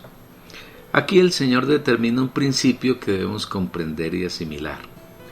En primer lugar, el Señor no nombró a Pedro como su sucesor, y menos como papa. Simplemente le dio las llaves del reino de los cielos para que abriera y entrara y ayudara a otros a entrar. En segundo lugar, el Señor no le entregó las llaves del reino de los cielos a la iglesia, que está conformada por todos los hijos de Dios, sino a Pedro, que es un miembro de la iglesia. ¿Por qué el Señor entregó las llaves del reino de los cielos a Pedro y no a toda la iglesia, que en ese pasaje estaba representada por los discípulos? Si miramos el contexto del pasaje, veremos que el Señor les preguntó a todos quién decía la gente que era el Hijo del Hombre. Ninguno distinto a Pedro tuvo la revelación del Padre, que declaró que Jesús es Dios hecho hombre. Por esa razón, a Pedro le fueron entregadas las llaves del reino de los cielos. Eso nos lleva a la formulación del principio establecido por el Señor en esa ocasión. No hay manera de entrar en el reino de los cielos a menos que tengamos revelación del Padre, del Hijo y del Espíritu. Si no hay revelación, no hay llaves. Y si no tenemos las llaves, no hay cómo abrir la puerta para entrar en el reino de los cielos. Si usted, querido lector oyente, desea entrar en el reino de los cielos, debe ir al Señor y suplicarle que le dé espíritu de revelación en el conocimiento de Él, que alumbre su corazón para que usted pueda comprender la revelación y que en su misericordia le dé a tener realidad en su diario vivir de la revelación y visión que Él le suministra. Es decir, que la revelación y visión que ha recibido se convierte en una práctica de su vida. Cuando esto sea verdad en su vida, usted tendrá la llave del reino de los cielos para entrar en él. Volviendo al tema de edificar la casa sobre la roca, que esperamos haya quedado claro, cuando un creyente está siendo edificado sobre la revelación de la persona y de la obra del Señor Jesús, nada ni nadie puede conmoverlo. Y descendió la lluvia, y vinieron los ríos, y soplaron los vientos, y golpearon contra aquella casa, y no cayó porque estaba fundada sobre la roca. Mateo capítulo 7, versículo 25. La lluvia debe referirse a las pruebas que vienen del cielo, que el Señor permite para disciplinarnos, azotarnos y castigarnos, a fin de que seamos probados como el oro y seamos aprobados. Si estamos edificados sobre la revelación de Cristo, por mucho que el Señor nos pruebe, permaneceremos firmes, asidos de Él.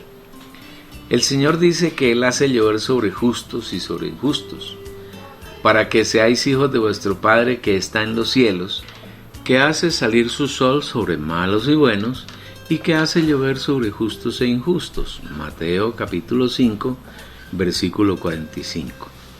Los vientos tienen que ver con los ataques del reino de las tinieblas, conformados por ángeles caídos, que están en los aires como principados, potestades, huestes de maldad y gobernadores del mundo de tinieblas. A pesar de sus ataques, si nuestra roca es el Cristo revelado y vivido por nosotros, nada podrá movernos de Él.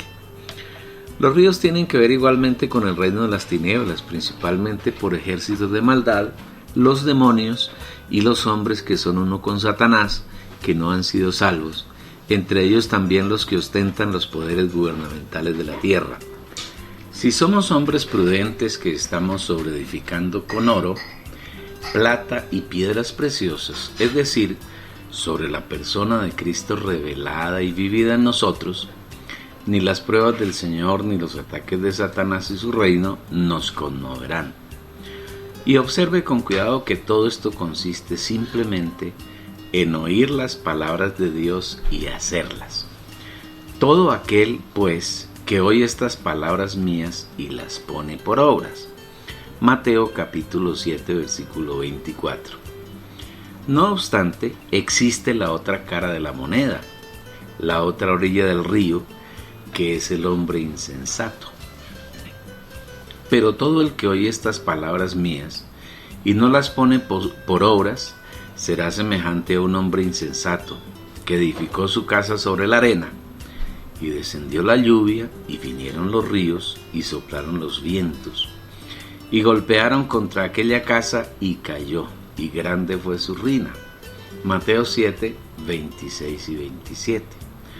Obsérvese que uno y otro, el hombre prudente y el insensato, oyeron las palabras del Señor. La diferencia entre uno y otro está en que el primero puso por obra las palabras del Señor, es decir, vivió esas palabras, mientras que el segundo simplemente las oyó y se llenó de indiferencia frente a ellos. ¿No es esa la condición del cristianismo contemporáneo? Lamentablemente, en casi el 100% de las congregaciones cristianas y en el mismo catolicismo romano, no hay ninguna revelación ni visión de la Biblia, y mucho menos existe la práctica de la palabra de Dios. Entonces, los pocos hijos de Dios que están en medio de ellos están edificando su casa sobre la arena. Su resultado será una ruina inmensa. Si el Señor nos ha mostrado estas verdades, lo hace para que nos volvamos a Él y Él puede edificarnos sobre la roca. Haciendo así, nada podrá movernos de Él y nada podrá arruinarnos. Ahora todo depende de su decisión, querido lector oyente. Cuarto, comprender las dimensiones de Cristo. El amor de Cristo, que es la persona misma de Dios, es inmensurable. Y el autor de la Biblia, el Espíritu Santo, trata de hacernos entenderlo, comparándolo con las dimensiones del universo: la longitud, la altura, la anchura y la profundidad. Seáis plenamente capaces de comprender con todos los santos cuál es la anchura, la longitud, la altura y la profundidad. Efesios capítulo 3, versículo 18. Este versículo de la Biblia es tan profundo que es muy difícil encontrar palabras apropiadas en el idioma español para hablar de él. En primer lugar, en el universo físico y material solo hay 3 dimensiones: longitud, altura y profundidad. Pero el Espíritu aquí habla de 4 dimensiones: anchura, longitud, altura y profundidad. Debemos entender que el Espíritu utiliza estas dimensiones para tratar de demostrarnos lo ilimitado que es el amor de Cristo. Entre más abarcamos y disfrutamos ese amor, encontramos que es más ancho y más largo. Mientras más caminamos en ese amor, su longitud se extiende mucho más allá de lo que podemos percibir. Entre más nos profundizamos en él, encontramos que es mucho más profundo de lo que podamos imaginar. Entre más subimos en él, notamos que su altura está más allá de los límites que podamos imaginar. Cuando vivimos en el Espíritu, en todo lugar donde nos hallemos, estamos dentro de la persona ilimitada e insondable de Cristo. ¡Qué alegría y qué paz que una persona así sea el objeto de nuestro disfrute! Aún así, el Señor dice: seáis plenamente capaces de comprender con todos los santos. Cuando nos reunimos a disfrutar al Señor y dejamos que Él sea quien nos presida, y no tenemos nada preparado con antelación, todos y cada uno vamos disfrutando de este amor que es más ancho que la anchura, más largo que la longitud, más alto que la altura y más profundo que la profundidad. Cuán hermosa es la reunión de los santos, donde solo hay disfrute de las inmensurables riquezas del amor de Cristo. El Señor anhela que seamos capaces de comprender con todos los santos lo ilimitado de su amor.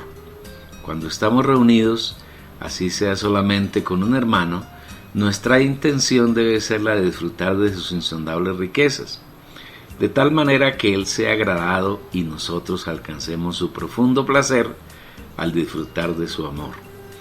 Este es un hecho que solamente podemos experimentar y no solo teorizar, y además nos cuesta mucho trabajo describir con palabras. Es decir, este asunto es eminentemente práctico. No podemos teorizar mucho sobre él. Quinto, conocer el amor de Cristo y ser llenos de la plenitud de Dios.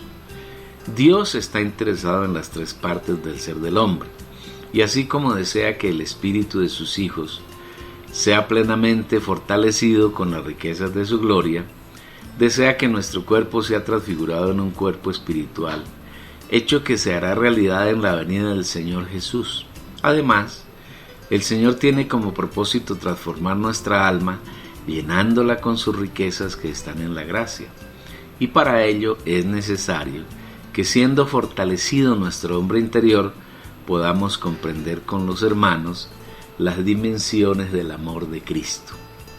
La oración que el Espíritu liberó a través de Pablo, una vez que hemos sido fortalecidos en el hombre interior, que Cristo habita en las seis partes del corazón, que hemos echado raíces profundas y nos hemos afirmado en la roca y hemos comprendido las dimensiones de Cristo, continúa así. Y de conocer el amor de Cristo que excede a todo conocimiento, para que seáis llenos hasta la medida de toda la plenitud de Dios. Efesios capítulo 3, versículo 19. Dios desea darnos revelación en el espíritu y comprensión, entendimiento en el alma y conocimiento del amor de Cristo. La palabra declara que ese amor excede a todo conocimiento. Esto quiere decir que el amor de Cristo, que es la persona misma de Dios, porque Dios es amor, no tiene fin, no tiene fondo, no tiene límites. Es insondable, es ilimitado, y entre más conocemos ese amor, es más extenso. Entre más lo disfrutamos, más grande es, se hace más denso, nos da más para disfrutar y para gozar. No debemos olvidar que Dios está lleno de misterios profundos, misterios que Él desea revelar a sus hijos, a aquellos que buscan fervientemente la revelación de sus misterios, y en la medida que nos va revelando, el misterio se va profundizando, se va haciendo más extenso, a tal punto que ni siquiera en la eternidad podremos conocer todos los misterios de Dios. Aunque allí la revelación será continua, nunca llegaremos a conocer sus misterios totalmente. Dios desea que en este tiempo que vivimos en la tierra como creyentes, penetremos mediante nuestro espíritu en el Espíritu del Señor, que nos revela todas las cosas, y ganemos el hábito de obtener revelación y disfrutar la revelación. Entre más revelación y disfrute hay en la vida del creyente, más se va uniendo con el Señor, más se va fortaleciendo esa unión orgánica que Dios desea constituir con sus hijos. El gozo va en aumento, la vida del creyente se va tornando más placentera, más rica, más llena de emociones agradables, tanto para él como para el Señor. De esa manera el alma se va llenando, se va saturando de las riquezas, de la persona y de la naturaleza divina de Dios, hasta el punto que llegamos a ser llenos de toda la plenitud de Dios. Ser llenos hasta la medida de la plenitud de Dios quiere decir que el alma humana del creyente, que fue creada como un vaso para ser lleno de las riquezas de Dios, se ha llenado hasta el borde, y ya no cabe más Dios en ella. Dios ya no cabe más en el corazón. Nuestra alma es un vaso que puede contener mucho, pero aún así es limitada y llega al punto en que está totalmente llena del Señor y ya no cabe más Dios en ella. Ha sido llena hasta la plenitud, ha sido totalmente saturada por él. Un alma así, llena hasta la plenitud, es un alma que ha sido completamente transformada, que ha sido salva, que en todas sus áreas solo tiene lugar para el Señor. Un alma en esa condición no piensa nada distinto a los pensamientos de Dios. No toma decisiones distintas a aquello que es la voluntad de Dios. Ama todo aquello que el Señor ama y aborrece lo que a Dios le desagrada. Un alma llena hasta la plenitud de Dios no habla ninguna palabra que no venga de Dios y no hace ninguna obra, por insignificante que ésta sea, que no sea parte de las obras que Dios preparó de antemano para que anduviésemos en ellas. Un hijo de Dios que es lleno hasta toda la plenitud de Dios nunca tendrá ni obrará sus propios planes, sino que en todo momento estará sometido a los planes, deseos y obras del Señor. Es necesario e imprescindible que todos los hijos de Dios lleguemos al estado de ser totalmente llenos de su plenitud. Solamente que hay distintas épocas para lograrlo. Algunos hijos de Dios lo logran mientras viven en la tierra antes de la gran tribulación. O si ya murieron, lo hicieron mientras vivieron en la tierra. Estos que ya murieron serán el hijo varón. Los que estén viviendo para el comienzo de la gran tribulación y han aprovechado el tiempo para llenarse del Señor y han alcanzado la plenitud, serán transfigurados en sus cuerpos y arrebatados vivos al trono de Dios como las primicias. Aquellos que cuando llegue la gran tribulación no sean arrebatados, porque no se llenaron hasta la plenitud de Dios, tendrán que pasar por casi todos los 3 años y medio de la gran tribulación. Y ellos serán una multitud de toda tribu, lengua y nación que nadie podrá contar. Pero que en ese tiempo, aunque relativamente corto, serán juzgados por el Señor y serán llenos de Él para ser los vencedores que salen de la gran tribulación. Ellos habrán vencido a la bestia, su nombre, su marca y su número, y también podrán reinar con el Señor. Después de esto miré, y aquí una gran multitud, la cual nadie podía contar, de toda nación, tribu y pueblo y lengua, que estaban de pie delante del trono y del Cordero, vestidos con vestiduras blancas y con palmas en las manos. Y uno de los ancianos tomó la palabra y me dijo: estos que están vestidos con vestiduras blancas, ¿quiénes son y de dónde han venido? Yo le dije: Señor mío, tú lo sabes. Y él me dijo: estos son los que han salido de la gran tribulación y han lavado sus vestiduras y las han emblanquecido en la sangre del Cordero. Por esto están delante del trono de Dios y le sirven día y noche en su templo. Y aquel que está sentado sobre el trono extenderá su tabernáculo sobre ellos. Ya no tendrán hambre ni sed, y el sol no caerá más sobre ellos, ni calor alguno. Porque el Cordero que está en medio del trono los pastoreará, y los guiará a fuentes de aguas de vida, y Dios enjugará toda lágrima de los ojos de ellos.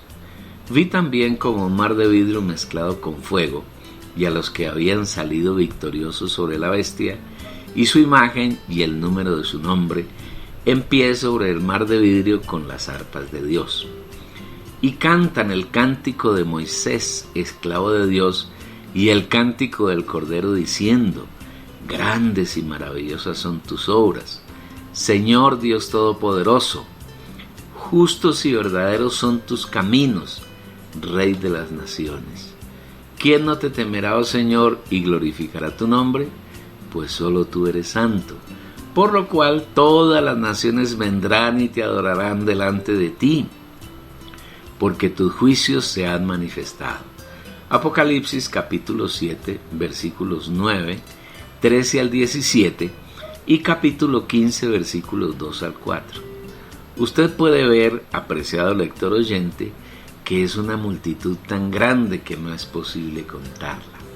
Esto quiere decir que la inmensa mayoría de los creyentes que estén vivos pasarán por la gran tribulación.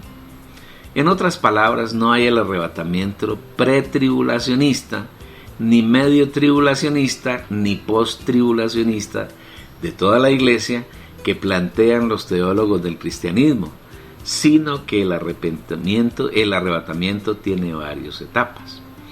Este tema es tratado con amplitud en el libro Los Vencedores, las primicias, el Hijo varón y los vencedores de la gran tribulación, del mismo editor y publicado en este medio.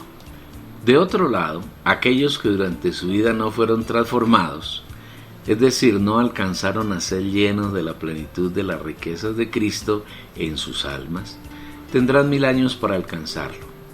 Resucitarán muy cerca del final de la gran tribulación, serán juzgados en el tribunal de Cristo y serán echados a las tinieblas exteriores, donde llorando y crujiendo los dientes alcanzarán lo que los otros creyentes, los vencedores, alcanzaron durante su vida en la tierra. Una vez más, queridos santos, el Señor pone las cartas sobre la mesa y nos muestra caminos bien claros y definidos. Si usted decide delante del Señor que quiere ser un vencedor, participando de las primicias o del Hijo varón, o viviendo y sufriendo en la gran tribulación, o si quiere ser transformado en el milenio, viviendo sin poder tener el disfrute de Dios durante 1000 años, el Señor respetará su decisión y lo hará según su voluntad. De usted depende. Sexto, es el Señor quien lo hace. Llegando a la conclusión de esta preciosa oración, el Señor dice: ahora bien, aquel que es poderoso para hacer todas las cosas, mucho más abundantemente de lo que pedimos o pensamos, según el poder que actúa en nosotros. Efesios capítulo 3, versículo 20. Nada de lo que el Señor desea de nosotros podemos hacerlo por nuestra cuenta o con nuestras fuerzas, porque no somos más poderosos que la hierba del campo y que la flor de la hierba que por la mañana es y por la tarde ya no existe. Que todo mortal es hierba y toda su gloria es como la flor del campo. La hierba se seca y la flor se marchita, porque el viento de Jehová sopla sobre ella. Ciertamente el pueblo es hierba, la hierba se seca y la flor se marchita, pero la palabra de nuestro Dios permanece para siempre. Isaías capítulo 40, versículos 6 al 8. Aquí está la diferencia entre vivir en la carne y vivir en el Espíritu. Un creyente que vive en la carne planea y ejecuta muchas obras para Dios y se esfuerza en su naturaleza caída para agradarlo. Todo esto resulta en decepción y fracaso. Un creyente que vive en el Espíritu no trata de hacer nada para Dios, no planea obras grandes o pequeñas para Él, ni hace ingentes esfuerzos para agradarlo. Simplemente dedica el tiempo de su vida a disfrutar de las inmensurables riquezas que el Señor ha dispuesto en su gracia y que hoy están todas completas en el espíritu de cada uno de los hijos de Dios. Un creyente así vive pleno de gozo, de paz y de alegría, y en todas sus actividades se expresa y agrada al Señor. Al concluir la oración, el Espíritu no dice que nos esforcemos por cumplir todo esto que Dios pide de nosotros, sino que por el contrario afirma que el Señor, quien es poderoso y tiene la capacidad de hacer las cosas mucho más abundantemente de lo que pensamos y pedimos, lo hará. Fiel es el que os llama, el cual también lo hará. Primera Tesalonicenses capítulo 5, versículo 24. Es tiempo de detenernos de hacer tantas cosas para el Señor como hace el cristianismo. El Señor no creó al hombre para que se esforzara por hacer cosas para Él, ni siquiera para sí mismo. Fíjese bien que el arduo trabajo viene después de la maldición que Dios profirió sobre la tierra, después de la caída del hombre en el huerto de Edén. Y al hombre le dijo: por cuanto obedeciste a la voz de tu esposa y comiste del árbol que te había prohibido, maldita será la tierra por tu causa. Con dolor comerás de ella todos los días de tu vida. Espinos y cardos te producirá y comerás las plantas del campo. con el sudor de tu rostro comerás el pan hasta que vuelvas a la tierra de donde fuiste tomado, pues polvo eres y al polvo volverás. Génesis capítulo 3 versículos 17 al 19. Antes de que el hombre cayera, Dios deseaba que el hombre comiera y se deleitara con los árboles que él había hecho brotar de la tierra, que eran deliciosos para comer y agradables a la vista. Si bien es cierto que antes de que el hombre cayera, Dios lo había puesto en el huerto de Edén para que lo labrara y lo guardara, también es cierto que este trabajo estaba lleno de deleite y la tierra sobreabundaba porque aún no había sido maldecida. Aún después de la caída encontramos dos tipos de seres humanos que viven, uno conforme a la carne y otro conforme a Dios, Caín y Abel. El primero obtenía los frutos de la tierra en la tierra que estaba maldita, mediante su esfuerzo y el sudor de su frente. Con esos frutos trataba de agradar a Dios, y Dios no se satisfizo ni de su persona ni de su ofrenda. En cambio, Abel se dedicó a cuidar ovejas, pero él no las cuidaba para su sustento, sino para ofrecerlas en sacrificio y dolor grato a Dios. En otras palabras, Caín trató de agradar a Dios mediante su esfuerzo humano, pero Abel agradó a Dios cuidando ovejas para ofrecerlas a él en sacrificio de olor grato. Esto agradó a Dios. Y aconteció que al transcurrir del tiempo, Caín trajo al Señor una ofrenda del fruto de la tierra. También Abel, por su parte, trajo de los primogénitos de sus ovejas y de la grosura de los mismos. Y el Señor miró con agrado a Abel y a su ofrenda, pero a Caín y su ofrenda no miró con agrado. Génesis capítulo 4 versículos 3 al 5. Hoy persisten esas dos líneas.